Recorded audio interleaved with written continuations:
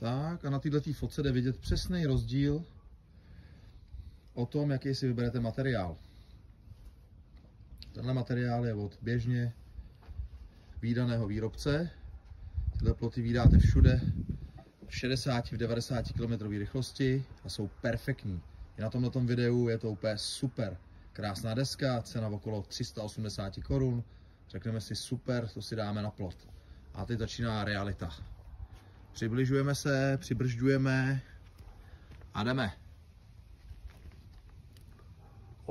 Co se nám to tady objevilo?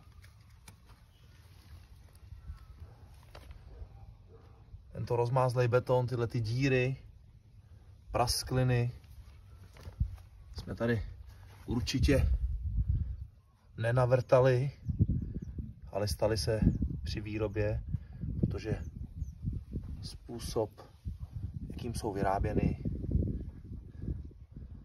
přesně koresponduje se stavem této desky.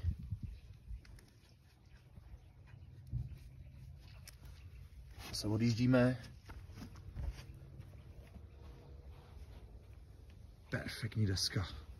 Přibližujeme se a jdeme tady na ten. Začínáme tady u toho cucku. Jedeme detail.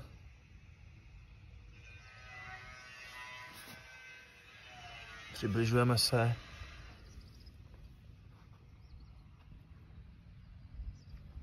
Tak dobře neumím počítat, abych spočítal všechny díry na té desce.